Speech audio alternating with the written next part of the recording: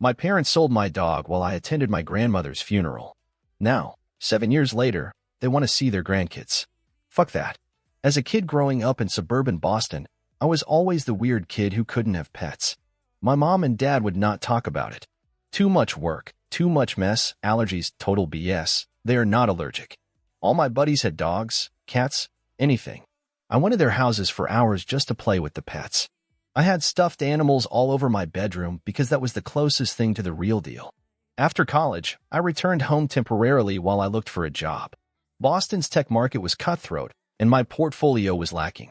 Days passed sending applications, receiving rejections, and feeling like a failure. My parents are always calling. Have you found anything yet? Questions weren't helping. And one weekend, I happened to be dropping off some old blankets at the local animal shelter like a random good deed.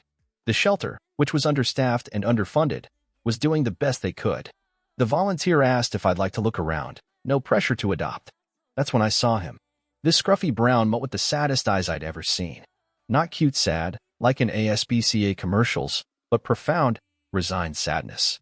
He was not barking like the other dogs. Just sitting, watching. His name was Max, said the shelter lady where he'd been for a couple months. Nobody wanted him because he was already 4 years old and oddly sorts ugly. He had been seen walking along the highway, she said, likely abandoned. She allowed me to take him for a walk and we just connected. He walked right next to me, sat when I stopped, and looked up with these eyes that were like, please don't leave me here. I didn't plan it, but I immediately filled out the adoption papers. Now I was sitting in the parking lot, heart racing, phone in hand, calling my parents. Dad went ballistic. Mom had the fake calm that's worse. I stayed in my car with Max for 20 minutes before I drove home, practicing arguments the entire drive. This was the argument when I arrived. Epic. Dad yelling, Mom passive-aggressing, me clutching this confused dog pressed against my leg. I said I'd take full responsibility, walks, food, vet bills, everything. They finally agreed to let me keep him, but only if I followed strict guidelines. Max was not allowed on furniture, had to stay in my room, was not allowed in certain parts of the house. That first night, Max slept on the floor next to me. I heard him whimpering when it was 3 in the morning. The shelter said he was likely abused, based on how he flinched from sudden movements. I patted the bed, and he jumped up in a second. After that, he slept with me every night. Parents never knew. We fell into a routine. Up at 6 a.m. to walk before applying for jobs. I began taking my laptop to dog-friendly cafes, which made me get dressed instead of applying for jobs in pajamas. That led to a few interviews, and eventually to an entry-level coding job. Max and I would go for walks after work, then have dinner together. On weekends, we go hiking or to dog-friendly beaches. He became my shadow, sticking close to me. My parents acted as if he were not there. Dad would leave a room when Max walked in. If Max would even go near one of her rugs, Mom would make exaggerated cleaning motions. If I'd say anything about him, something cute he did, a health issue, the subject would be changed immediately. The upside was they tended to work long hours, and on most weekdays it was only me and Max. On weekends, I spent as much time outside as I could. For nearly a year, this strange tension persisted. I was working towards my own apartment, but Boston rent is crazy and entry-level tech jobs do not pay. After taxes and student loans and Max's expenses, I was lucky if I managed to save $400 a month. I applied to better jobs, accepted freelance contracts, and didn't spend. Max was content enough. As long as we were together, he had no concern where we lived. But I wanted for more, a place where he wasn't seen as an interloper. Then, my grandma in Chicago fell ill. Really sick. Stage 4 pancreatic cancer. My mom was her only daughter, and she was freaking out. Since I was her only child, I had to go help. It was originally planned to be a 2-week trip, time enough to get Grandma hooked up with hospice and help Mom take care of some practicalities. I looked everywhere for someone to watch. Max's friends were allergic, had their own pets, lived in no-pet buildings, or worked long hours. Boarding kennels were full or within my budget. Cheapest was $45 per day. Professional pet sitters wished for more. I was becoming desperate, looking at iffy Craigslist offers. Having tried everything else, I finally turned to my parents. Dad flatly said no. Mom, surprisingly, said they would. We know how much that dog means to you, she said. Couldn't even say his name. In hindsight, I should have been aware of the reluctance, but I was stressed about Grandma and grateful to have a solution. I took days to prepare everything. Wrote up a 5-page instruction manual about food, walks, medications. Purchased a month's worth of dog food. Gave credit card info in case of emergencies. Configured my laptop for daily video chats so I could see Max. I even taped videos of myself talking that they could play for him if he looked anxious. The evening before we left, I took him on an extra long walk and allowed him to sleep on me instead of next to me. The first few days were fine. Max appeared confused in the calls, but his mom said he wasn't eating out of the ordinary. By the end of week 1, calls were shorter. "We're busy," they'd say. By the second week, they began forgetting to pick up calls altogether. I noticed once that Max's water bowl was empty in the background. I said something and Dad shifted the laptop. I was stressing over Grandma, fading pretty fast, so I let it go. 2 weeks became 3 as Grandma went to hospice. I called every day to ask about Max, getting progressively shorter responses. "He's fine. Stop obsessing. Your grandmother is dying. He's just a dog." When Grandma finally died, we spent another week making funeral arrangements. I was crushed but also relieved that we could finally go home. I was physically pained from how much I missed Max. The flight felt eternal. I had new toys for him and fancy treats from a boutique near Grandma's house. When I walked through the door, I knew something was wrong. No excited barking.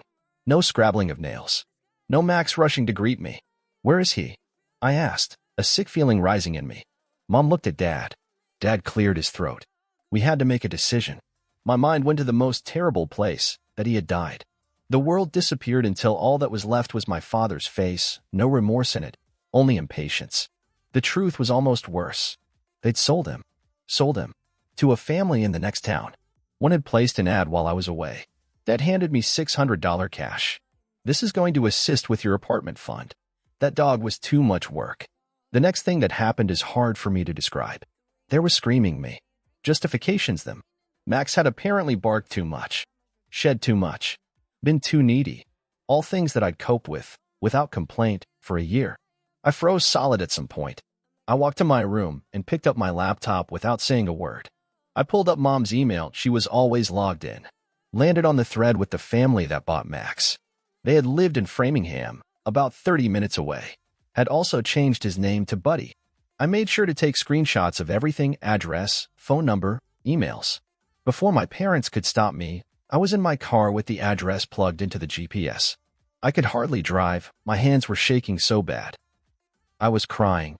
I was swearing, and probably should not have been driving. The rational part of us knew this was possibly insane. Intruding on a stranger's home to insist that they return a dog they had every right to purchase. But I couldn't stop. The idea of a confused Max needing and missing me was unbearable. The family turned out to be a nice older couple with a big yard. The husband answered, took one look at my tear-stained face, and appeared to understand. "You're Max's owner, right?" They were shocked when I explained, by saying my parents had sold him without permission when I was dealing with a death in the family. They were sympathetic, said Max had been moping since they'd brought him home, hardly eating, just looking out the window.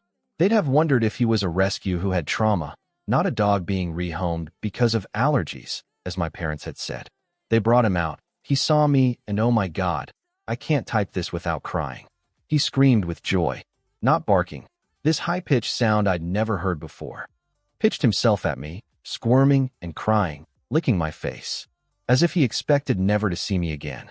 But the couple initially declined to accept my money. I pressed, wanting to repay what they'd provided to my parents.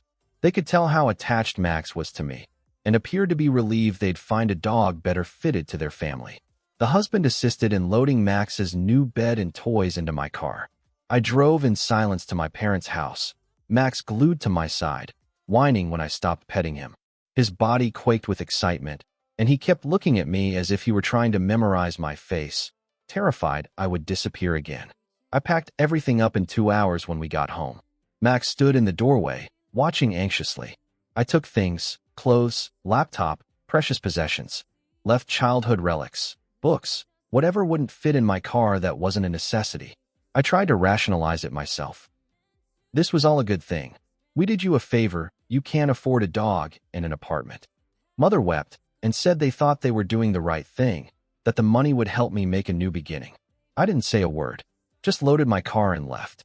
The last thing I saw were my parents in the driveway looking confused, like they really couldn't understand what they'd done wrong. I still had maybe $3,000 after paying the family back. Called my friend Jason, 23M, who offered me to crash on his couch for a couple of weeks. His roommate Tyler was dog allergic, but took antihistamines and soldiered on. I'll always remember that kindness. During those early weeks, I could barely function. Max had separation anxiety, would howl when I would leave for work and sit by the door all day and wait. I began using lunch breaks to go home to visit him. I was consumed with searching for pet-friendly apartments, and in Boston, that's like searching for unicorns. Finally found a gross studio in Somerville. It was tiny with roach issues in a sketchy neighborhood, but they accepted dogs. My commute went from 20 minutes to more than an hour. I was broke. The deposit had drained much of my savings. Had to take weekend shifts at Best Buy in order to pay rent and raise Max. I was working almost 70 hours a week, always tired. My parents called constantly, dropped voicemails about how I was overreacting, how they were worried. I blocked their numbers. Mom did try to come to my apartment once, but when she ignored the fact what they did was wrong, I wouldn't let her in. It took me 2 years of working my ass off. Got promoted after a senior developer left. Best Buy quit when I was able to. Increased apartment with less roaches and a yard area. Max was my constant. As tired as we were, we took long walks every night. He slept in my bed, occupying half the space. If I got mad about money or work, he'd rest his head on my knee and sit with me. I dated a little, but not in a serious way.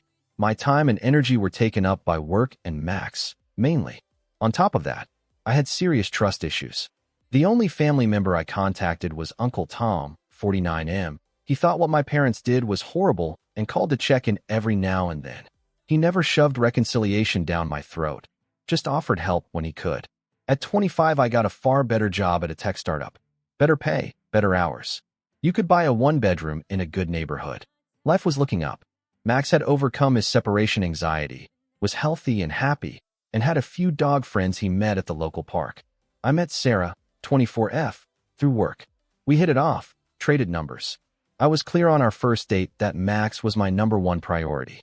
The women I'd dated before were generally frustrated that I wouldn't spend the night at their place or that dates needed to end at 10 p.m. Instead of going for drinks, Sarah wanted to meet him immediately. That was the first hint she might be different. Max was I in love with her at first sight, and that never, ever happened. He was always so wary of new people. With Sarah, he came right over, leaning against her legs. She had grown up with dogs and knew how to approach him. That evening, seeing them together, something unfurled in my heart for the first time in years. Sarah and I were pretty quick to get serious, She'd work out of my place so Max wouldn't be on his own. When I had to stay late, she walked him. She spent hours online researching dog food brands and found a holistic vet. After a little over a year, we moved into a larger apartment with a small yard. As always, Max quickly adjusted. Wherever I was, that was home for him, and he accepted Sarah as part of his pack. My parents would attempt to reach out from time to time. Holiday cards, emails. I would read them but would not reply. They never really apologized, just kept saying they missed me and family is important. Dad worked in comments about me, overreacting, and holding grudges. I deleted everything. Sarah never pressured me to answer. When I was 27, Sarah became pregnant. Not planned, but we were thrilled. We had good jobs, a stable relationship, and an adequate amount of room for a baby. Max sensed something had changed, became very protective of Sarah, following her around. When the baby kicked the first time, Max was there, at first with concern, until Sarah laughed and told him everything was fine. We purchased a modest house in the suburbs with a yard for Max and the baby. The crazy thing is, the day Emma came home, Max was so sweet, just sniffed her ever so gently, and then sat next to her bassinet like a sentry. When she'd cry, he'd come find one of us and howl until we went to see her. He had sort of appointed himself her personal protector. My mom got her first look at Emma through photos that my Uncle Tom shared. She reportedly spent hours crying. She wrote about wanting to meet her granddaughter, how she had been in therapy, how in hindsight she understood that what they did to Max was a breach of trust. This was the first time either had even come close to acknowledging what they had done. But I still wasn't ready. Sarah never steered me in either direction. She told me it was my decision to make. When Emma was around 6 months old, we noticed Max was slowing down. By then he was 10, senior territory for a medium-sized dog. Vet visits started to become more common. Jumping was difficult because of arthritis in his hips. Kidney problems ginned prescription food that was expensive. We invested in treatments, medications, a ramp so he could still get up on the bed, things we couldn't afford. I would have and spent every cent to keep him comfortable.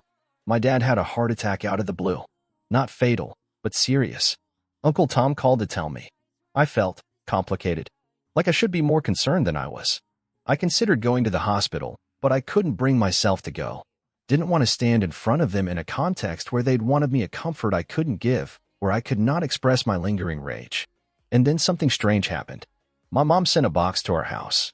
Inside was a donation receipt for $2,000 to the shelter where I found Max. And a handwritten note. I'm so deeply sorry for what we did to you and Max. It was unforgivable. No excuses. Just an apology. It was the first there is no going back conversation in years. I rang her for the first time in 5 years. The conversation was clumsy, faltering.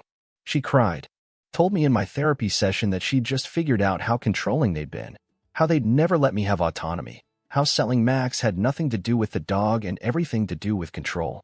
Said Dad was having difficulty admitting his own action, but that he was scared enough by his heart attack that he was beginning to do a review of his life and relationships. I didn't agree to anything, but I told him that Emma should meet her grandparents at some point. We arranged a video call, brief, only 10 minutes. But Dad was older now, more subdued. He actually also did apologize, and I could tell the words did not come easy. Over the next few months, we had a few more video calls. I'm of the type that actually acknowledges when Max wanders in a frame, asks how he's doing. Once Dad commented he looked like a good boy, the first flattering thing he ever said about Max's baby steps. Then Max started going downhill. His kidneys were failing. The vet offered options, but none guaranteed much time, and all would involve suffering. Sarah and I had the gut-wrenching decision to let him go, while he still had good days left in him. I took a week off work to be with him 24/7, hand-feeding him his favorite snack foods, walking him around the block on my own, sleeping on the floor when he couldn't climb into bed. The day before, I received a text from Mom asking how Max was doing. I'd updated her on his health issues in our last call. I called her sobbing on autopilot. About the appointment, I told her. She listened and offered no platitudes. Just said, I'm so sorry, Mike. I know how much you love him. And later, one of our less forgivable sins was to take that away from you once. Is there something we can do to support you at this moment? I surprised myself by asking if they could come over, not to say goodbye to Max, but to help me with Emma during the vet appointment so Sarah could be by my side. The following morning, my parents showed up at our door. I was confused, angry even, and thought that they were trying to insert themselves into this painful moment. But Mom was crying and said, we don't expect to be part of this. We just figured out you might need someone to drive you and Sarah home after. So you can now both be with Max on the journey there. I hadn't even considered the option of a solo drive home afterward. That thoughtfulness shattered something in me. I let them in. They sat in our living room as Sarah and I spent our final hours with Max, feeding him forbidden foods, taking him on a short walk. They didn't intrude, acknowledging they had no right to do so. At the vet, it was only me, Sarah, and Max there for the end. The vet was really kind, explaining everything, taking time with us. Max went quietly, head in my lap, my tears hitting his fur as I told him again and again what a good boy he was, how much I loved him. My parents were waiting for me in the lobby. Dad scooped up Max's body and put it in the car. We'd agreed to bury him in our yard, under his favorite tree. No one said a word on the drive home. They assisted us in digging the grave, then stepped away as we had our little ceremony. Before they departed, Mom and I hugged for the first time in many years. Whispered, I'm sorry we did not see how special he was until it was too late. That was 2 years ago. Our relationship is complicated. We don't do family dinners every night. We do that once a month. They are good grandparents to Emma and our second daughter, Lily. We don't discuss those estranged 5 years much, but the shadow lies always. Sometimes Dad will make some tone-deaf comment about just a dog, and the room will fall silent. Everyone tense until someone changes the subject. Other times, I'll find my mom staring at Max's picture on our wall with real sadness. I still miss Max every day. His collar stays in our hallway. Emma, now 3, looks at his pictures and calls them Daddy's doggy. I share stories about him with her all the time. How he found me, how he was brave, how he loved her so much even before she was born. I sometimes wonder how things could have been different if my parents had respected my choice to begin with. All those lost years. The yawning schism that almost certainly can never be fully mended. But then I see Sarah. I see our girls. I see our home, and the tree that becomes ever more glorious with each passing year. And I know, painful as it was, that betrayal landed me exactly where I am now. I had to learn to advocate for myself, to establish boundaries, to prioritize loyalty over convenience. I don't know if I've fully forgiven my parents. Not sure I want to entirely.